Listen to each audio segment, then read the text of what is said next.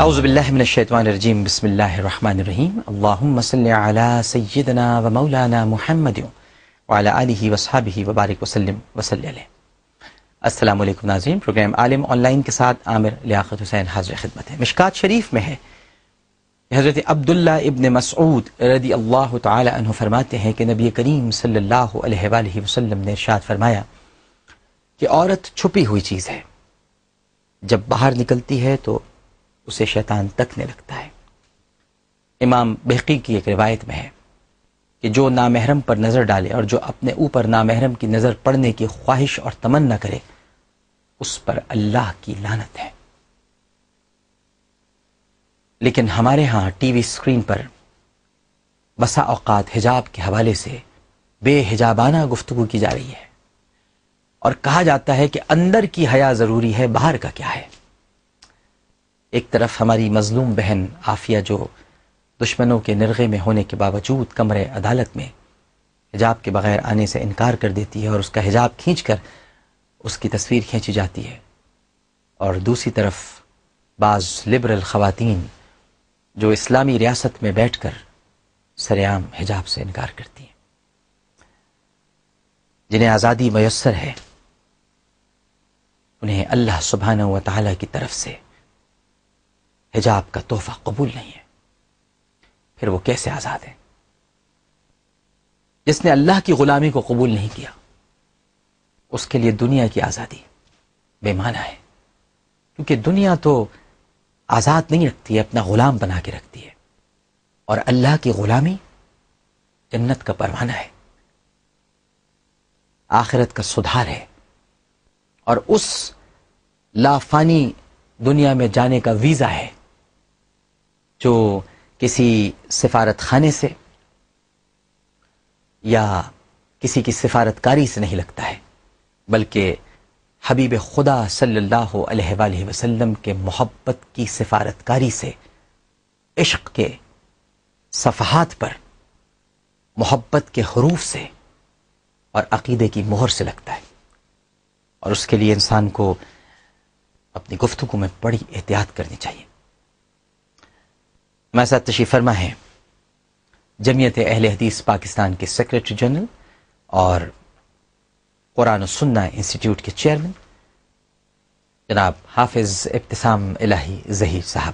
السلام علیکم حافظ صاحب. وعلیکم السلام ورحمۃ اللہ وبرکاتہ. ڈاکٹر صاحب. ناظرین کرام، حافظ ابتسام الہی ظہیر صاحب کی ماشاءاللہ پچھلے پروگرام میں گفتگو بڑی پسند کی گئی جو جیو نیوز پر نشر ہوئی، اور آج ہم جیو پر ان کے ساتھ موجود ہیں.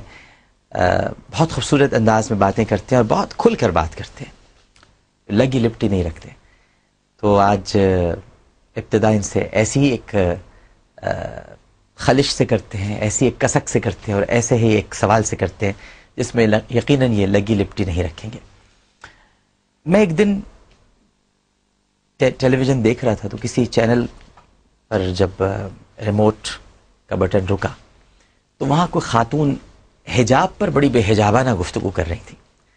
فرما رہی تھی کہ ہمارے اندر جب تک حیا نہیں ہوگی تو پھر یہ حجاب کرنے سے کوئی فائدہ نہیں ہے، جب تک ہم غیبت نہیں چھوڑیں گے، جھوٹ بولنا نہیں چھوڑیں گے تو ہمیں حجاب نہیں کرنا چاہیے.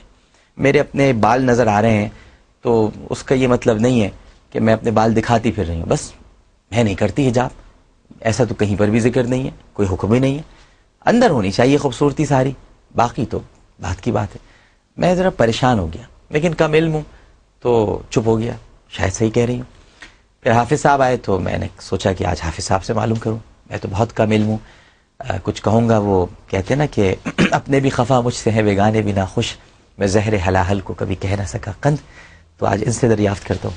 حافظ صاحب صحیح فرمایا تھا انہوں نے. اکثر بنیادی طور پر بات یہ ہے کہ ہمارے سامنے ایک بہت کلیئر کٹ بات موجود ہے. ایک کرنے اول کی عورتیں حیا اور اخلاقیات جس معیار کے اوپر اللہ نے انہیں فائز کیا تھا، آج کی عورتوں کے معیار پہ نہیں ہو سکتی. ٹھیک ہے، ہم تصور بھی نہیں کر سکتے سیدہ فاطمہ کے بارے میں، سیدہ زینب کے بارے میں، سیدہ ام کلثوم کے بارے میں، سیدہ رقیہ کے بارے میں، اور امہات المومنین کے بارے میں، سیدہ عائشہ، سیدہ حفصہ کے بارے میں، کہ ان کے اندر حیا کی کسی بھی قسم کی کوئی بھی کمی موجود ہو. اور نہ ہی ہم حضرات صحابہ کرام اور اہل بیت اطہار کی بیویوں کے بارے میں اس قسم کا تصور کر سکتے ہیں کہ ان کے یہاں پہ حیا کی کوئی کمی ہو.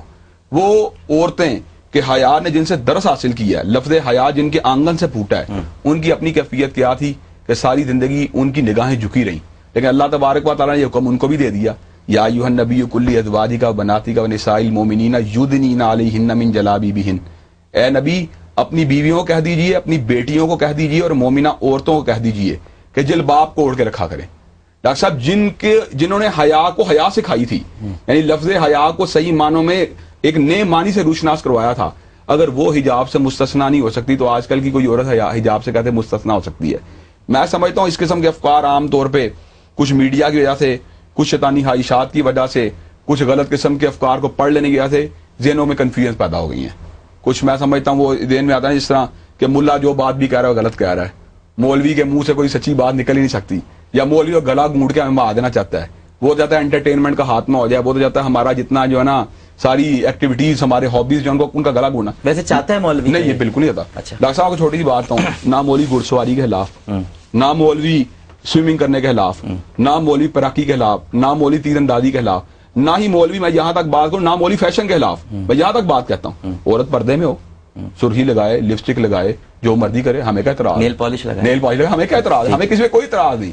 آئی بروز بنوائے، ہاں جو بنوائے، نہیں آئی بروز نہ بنائے، یہ اس میں پکڑ لیتا نا، نہیں آئی بروز نہ بنوائے، لیکن جو اس کے یعنی شریعت ایک حدود متعین کی ہیں وہ سارے کے سارے کام کر سکتی ہے۔ جولری پہنے، ڈائمنڈ پہنے، سونا پہنے، جو مرضی پہنے، ہمیں کوئی اعتراض نہیں، اور جدید فیشن کے مطابق پہنے، لیکن ڈاکٹر صاحب یہ اس کو حیا اور حجاب میں رہنا ہوگا۔ ساتھ سے بتائیں ایبروز کیوں نہ بنوائے؟ ڈاکٹر صاحب اصل بات ہے حضرت رسول اللہ صلی اللہ علیہ وسلم نے باقاعدہ اور لعنت کی ہے یہ نوچنے بال کے اوپر، جو اپنے چہرے کے بال نوچنے والی عورتوں کے اوپر، تو میں یہ سمجھتا ہوں اس لیے نا اس کی گنجائش نہیں۔ اچھا شوہر کے لیے بھی نہیں کروا سکتی؟ نہیں ڈاکٹر صاحب بات یہ ہے لا طاعۃ لمخلوق فی معصیۃ اللہ، اللہ اور اس کے رسول کی نافرمانی میں شوہر کا حکم، باپ کا حکم، بیوی کا حکم نہیں چل سکتا، سیدھی بات۔ باقی سب کچھ کرے جو شوہر کہتا ہے، صحیح ہے، ہاں باقی سب کچھ کرے، لیکن یہ حجاب کا جو معاملہ ہے یہ بڑا سخت ہے، یہ بڑا سخت ہے۔ مولوی گلا نہیں گھونٹنا چاہتا، مولوی چاہتا ہے کہ آپ جو مرضی کریں لیکن اللہ رسول کی حدود کے اندر رہ کے کریں۔ مولوی کو کوئی اعتراض نہیں، آپ کی اچھی زندگی سے اعتراض نہیں، آپ کی گپ شپ سے اعتراض نہیں، آپ کے پیار سے اعتراض نہیں، اور میاں بیوی کے رومانس سے کوئی اعتراض نہیں۔ اسے اعتراض کس بات کے اوپر ہے؟ بے حیائی نہیں ہونی چاہیے، غیر مرد غیر عورتوں کا تعلقات نہیں ہونے چاہیے، سیگریگیشن اور جینڈرز ہونی چاہیے۔ اور بیسیکلی یہ مولوی کو اعتراض نہیں ہے، اسلام کو ہے۔ مولوی کو کیا؟ مولوی تو ایک بقایا نمائندہ ہی ہے۔ میری حیثیت کیا ہے؟ میں تو حضرت رسول اللہ صلی اللہ علیہ وسلم کی تعلیمات کو اگر ٹرانسفر کروں تو میری خوش نصیبی کی بات ہے، میں اتھارٹی نہیں دین میں، میری کوئی حجت نہیں دین میں، میری کوئی حیثیت نہیں دین کے اندر۔ میں سمجھتا ہوں دنیا میں کسی بندے کی کوئی حیثیت نہیں، اللہ کی حیثیت ہے یا اس کے رسول کی حیثیت ہے۔ وہ جو بات کہتے ہیں وہ قانون ہوتی ہے، وائن ہوتی ہے اور فیار ہوتی ہے، اس میں کوئی ترمیم نہیں ہو سکتی۔ ٹھیک ہے، بالکل صحیح۔ ناظرین اکرام، ایک اور سوال بڑا میرے ذہن میں تھا اور میں نے سوچا کہ حافظ صاحب سے جب ملاقات ہوگی تو ضرور یہ سوال ان سے کروں گا، جمہوریت کا اسلام میں کیا مقام ہے؟ اور یہ مغربی جمہوریت اور اسلامی جمہوریت، اس میں کوئی فرق ہے یا نہیں ہے؟ لیکن اس کا جواب لیں گے ایک چھوٹے سے وقفے کے بعد۔ پہلے ایک وقفہ۔ السلام علیکم ورحمۃ اللہ۔ السلام علیکم ورحمۃ اللہ۔ عالم آن لائن میں ایک مرتبہ پھر خوش آمدید۔ ہمارے ساتھ تشریف فرمائے حافظ احسان الہی ظہیر شہید کے صاحبزادے حافظ ابتسام الہی ظہیر صاحب۔ حافظ صاحب، میں نے وقفے میں جانے سے قبل یہ سوال آپ کے سامنے رکھا تھا کہ جمہوریت کیا ہے؟ مغربی جمہوریت، پھر کہتے ہیں اسلامی جمہوریت، حقیقی معنوں میں جمہوریت کے اسلام میں کیا مقام ہے؟ دیکھیں ڈاکٹر صاحب، جس وقت ہم خلافت راستہ کا پورا کلچر اسٹڈی کرتے ہیں اور قرآن مجید کی آیات پہ غور و فکر کرتے ہیں، ہم ایک بات بڑی واضح طور پہ ہمارے سامنے آتی ہے، امرہم شورا بینہم، کہ مسلمانوں کے معاملات مشاورت سے طے ہوتے ہیں، اور اللہ تبارک و تعالیٰ نے محبت وحی کو اور ناطق وحی کو حکم دیا ہوا شاورہم فی الامر، کہ آپ صحابہ کرام سے مشاورت کیا کریں۔